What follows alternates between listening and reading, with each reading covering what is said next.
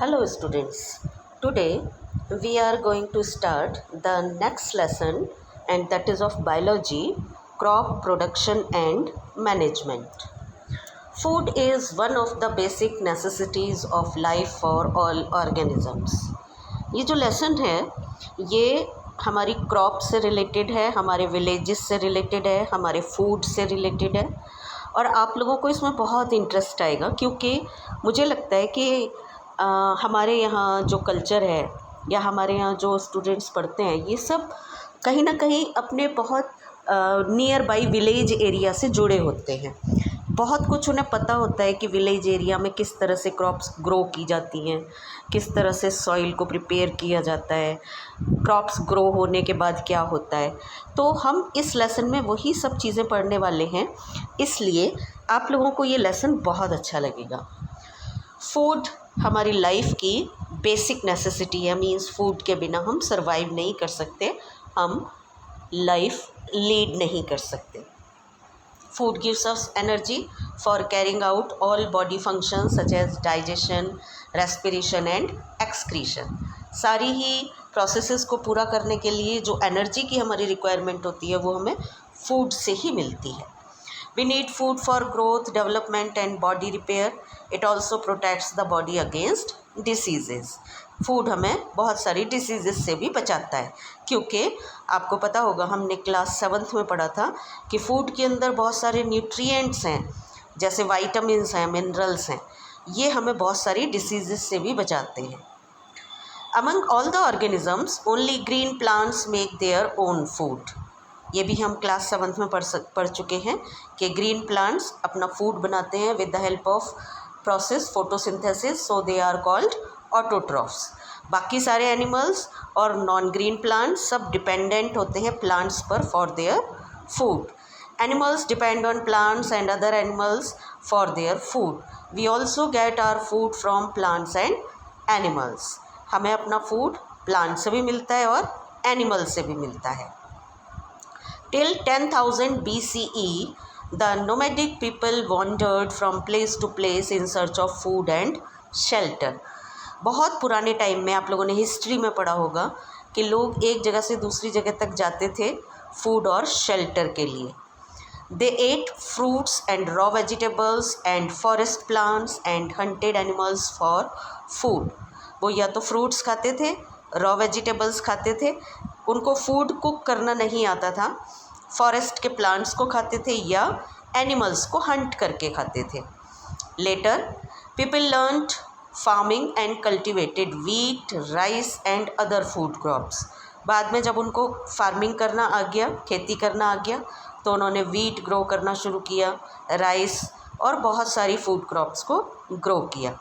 They also domesticated animals to meet their food requirements and did hard physical work. उन्होंने कुछ animals को भी अपने पास डोमेस्टिकेटेड किया, घर में रखा, पाला और उनसे भी हमारी फूड की रिक्वायरमेंट को पूरा किया। They also this marked a new era in the history of humans, from food gatherers to food producers. अब यहाँ पर जब उन्होंने फूड प्रोड्यूस करना शुरू कर लिया तब वो एक दूसरे एरा में आ गए, दूसरे युग में आ गए।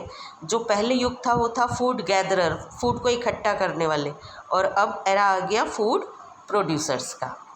So how agriculture started. Agriculture is an applied science that deals with the mass production of crop plants and animals useful to human beings. अब हम एग्रीकल्चर जो वर्ड करते हैं यूज़, ये सिर्फ प्लांट्स के लिए नहीं यूज़ करते। आप अगर यहाँ पर देख पा रहे हो एग्रीकल्चर की जो डेफिनेशन है, एग्रीकल्चर मीन्स किसी भी एक स्पेसीज़ को, अब वो स्पेसीज़ प्लांट्स की भी हो सकती है, एनिमल्स की भी हो सकती है, किसी भी एक स्पेसीज़ को बड़े स्केल पर ग्रो करना, केयर करना, उसको डेवलप करना और उसे ग्रो करने के बाद फूड की रिक्वायरमेंट को पूरा करने के लिए अवेलेबल बनाना, ये सब एग्रीकल्चर कहलाता है। ये पूरी एक साइंस है, इस साइंस को हम एग्रीकल्चर कहते हैं। Besides crop production, several other related activities like poultry, fishing and sericulture come within the scope of agriculture. जैसा मैंने अभी आपको बताया, सिर्फ क्रॉप प्रोडक्शन नहीं, साथ में पोल्ट्री मीन्स मुर्गी पालन, फिशिंग, फ़िश को पकड़ना, उनको रखना, उनको आगे फूड की तरह कैरी करना, आगे सप्लाई करना. सेरीकल्चर मीन्स सिल्क वॉर्म को ग्रो करना, सिल्क प्रोड्यूस करना. ये सब भी एक एग्रीकल्चर का ही पार्ट है. The population of India is increasing rapidly. हम जानते हैं पॉपुलेशन बहुत तेज़ी से बढ़ रही है. To fulfil the food requirement of such a large population, increased production, proper management and distribution of food is necessary. तो इस बढ़ती हुई पॉपुलेशन की रिक्वायरमेंट को पूरा करने के लिए फूड का क्रॉप का प्रोडक्शन, उसका मैनेजमेंट और डिस्ट्रीब्यूशन प्रॉपर होना चाहिए. इसीलिए हम इस लेसन को यहाँ पर स्टडी कर रहे हैं. Now crops and cropping patterns. Plants of the same kind grown at one place on a large scale is called a crop. किसी भी तरह का प्लांट अगर एक जगह पर बहुत ज़्यादा क्वांटिटी में, बड़े लार्ज स्केल पर और बड़े एरिया में ग्रो किया जा रहा है, then it is called a crop. For example, crop of wheat means that all the plants grown in the field are of wheat. The product of cultivated plant is called crop produce. जो भी वहाँ से cultivated plant से हमें मिलता है वो कहलाता है crop produce. Types of crop produce. देखिए यहाँ पर एक टेबल दी हुई है, पढ़ लेते हैं इसको. Serials, wheat, rice, maize, bajra, barley. Pulses, gram, pea, bean, moong. Vegetables, cabbage, cauliflower, brinjal. Fruits, mango, apple, pear, guava. Spices, cardamom, black pepper. Fibre crops, cotton, jute, hemp. Plantation crops, tea, coffee, rubber, coconut. अब ये plantation crop हमने इसलिए बोला है क्योंकि यहाँ पर हम सीड नहीं ग्रो करते हैं, यहाँ पर हम इनका प्लांट लगाते हैं, इसीलिए हम इनको प्लांटेशन क्रॉप कहते हैं. Sugar crops, sugar cane, sugar beet. Oil crops, groundnut, mustard, castor. जैसा कि इनके नाम से पता लग रहा है ऑयल निकलता है इन तीनों से. मेडिसिनल क्रॉप्स, क्योंकि ये मेडिसिनल वैल्यू रखते हैं ये प्लांट्स. तुलसी, एस्पेरेगस, नीम. टिम्बर, जिसको हम वुडन वर्क के लिए यूज़ करते हैं, वो हैं टीक, शीशम, pine. Horticulture. Hortus means garden, culture means cultivation, is a branch of agriculture that deals with the production of vegetables, fruits and ornamental decorative plants. India is a very vast country. A rich variety of crops is grown in different parts of the country because the climatic conditions like temperature, humidity and rainfall vary from one region to another region. Despite the diversity, two broad cropping patterns can be identified. They are kharif crops and rabi crops.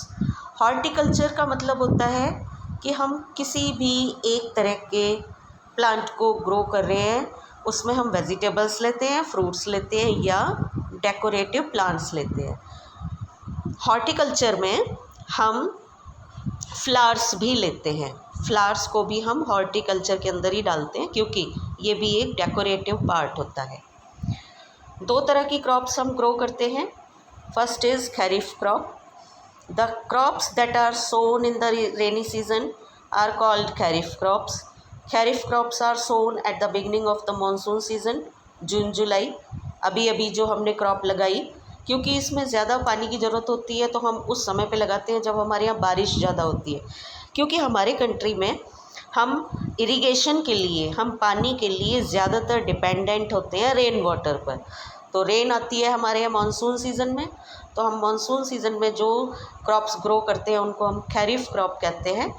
And harvested at the end of monsoon season, जैसे ही ख़त्म होगा सितंबर अक्टूबर तक, हम इनको harvest cut कर देंगे. Kharif crops depend on monsoon rain for growth.